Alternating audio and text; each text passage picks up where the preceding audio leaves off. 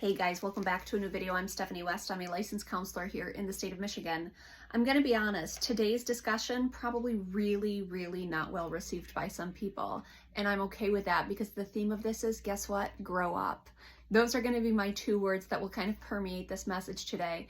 And I don't say that as like this perpetual adult who has it all together. I say this as someone who over the last probably 15 months made a decision of, you know what, it's time to grow up. And I did it in my mid-30s. You know, I walk with people doing it in their 20s. I walk with people doing it in their 50s. It's something that eventually, hopefully, we get to stumble upon and decide to do. And for some of us, it happens at a chronologically appropriate age, whereas for others of us, we're kind of late to the party. But the invitation is constantly extended to us to grow up. So let me explain what I mean by that. When I am talking to a client who is saying, hey, there's this really big thing going on in my life and I refuse to look at it, I look at them very kindly and say, grow up. But what are we going to do about that? Let's learn some skills. When someone is in my nutrition coaching and they say, hey, I don't want to eat fruits and vegetables, I say, you know what? Grow up. Now let's find some fruits and vegetables that are actually palatable for you. When someone wants to get out and try a new skill, but they're immobilized by fear, in the kindest, gentlest way, I say to them, you know what? Grow up. But let's pick an easier starting point for you. It's not go whole hog and figure it all out, but let's find a starting point for you. The people who refuse to grow up are the ones who take excuse after excuse after excuse, lament where they're at, but then insist that that's the only place they're going to go. I sit with people at all age groups that have decided that they've peaked, they've capped, nothing else is afforded to them, and unfortunately, they're right.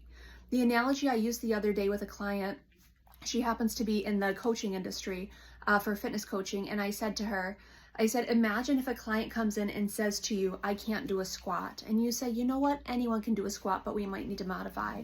And so my client goes through and demonstrates to this person who can't do a squat how to get started. And their client says, nope, can't do a squat, can't do a squat, can't do a squat. No, it's different than can't do squat, but hey, that kind of fits in here too, right? But anyway, so she, encourages her client, you know what, let's make it even smaller. Let's make it easier. Let's do something really gentle. And the client's like, nope, can't do a squat, can't do a squat, can't do a squat. Okay, so you've decided you can't do a squat. That's where we're at. But you've made that decision. You've decided to be a perpetual child and belligerent and decide that this isn't for you. So you're going to be the one to live in the consequences of that decision. And unfortunately, often people we love have to live in the consequences of our decision if we decide not to grow up. It's one of my favorite analogies when Jordan Peterson, and I think it's his second 12 Rules for Life book, he uses the story of Peter Pan.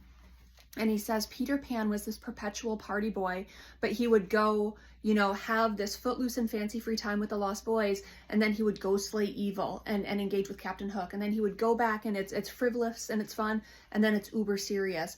But it's this black and white dichotomous world where it's good and evil, good and evil.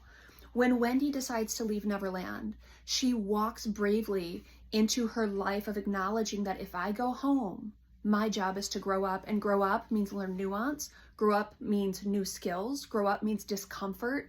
Grow up means doing things because they're the right thing to do, not because it's the enjoyable thing to do all the time. And so that's the message today. What does it look like to grow up? Now, one of the things is maybe you're at a disadvantage. Maybe there are, skills and opportunities in your past that have not developed well because someone didn't walk with you the way they were supposed to. And I'm sorry for that. If there are gaps in your skills, I lament that with you. But what are you going to do about the fact that there are deficits? Kind of sit in that and call it your reality? Or grow up and do the hard work of learning the skills? I will say there's something interesting about going into, swim lessons for the first time at age 35. A skill that literally across the pool there's toddlers doing. But I could decide, you know what, swimming's just not for me for the next 35 years. Or I can go do the somewhat painful work of being a beginner, learning to hold my breath underwater, and lament the fact that it's not something I learned young. But I want to have that opportunity in my life, so it's time to grow up and go do the work of getting it handled. I want to invite you into that. Where do you need to grow up? Not looking at other people's lives and deciding where they need to grow up. Where are their insecurities? Where's their fear? Where's their resistance to doing something that you know is for your good? Something you know has a payoff, something you know orients you towards health or orients you towards just being a better human. maybe grow up and in the kindest way enlist helpers who can help develop the skills that get you from point A to point B, from maybe a less mature posture into a more mature, sturdy adult. I say this to my clients all the time. I say, in the kindest way, you're immature here. And I don't mean immature as in, emotionally immature. I mean immature as in underdeveloped. And the only way you get to maturity is through systematically and intentionally developing something new. So if you want to have a hard conversation with someone, learn the skills and then grow up and have the hard conversation. If you want to have good health and fitness, then learn the skills and grow up and go do the work. If you want to be financially secure or financially sound, then learn the art of delayed gratification, grow up and do the work. That's what it looks like, friends. And it's not about telling other people the work they have to do. It's about inventorying our lives and seeing where we have the opportunities to grow up.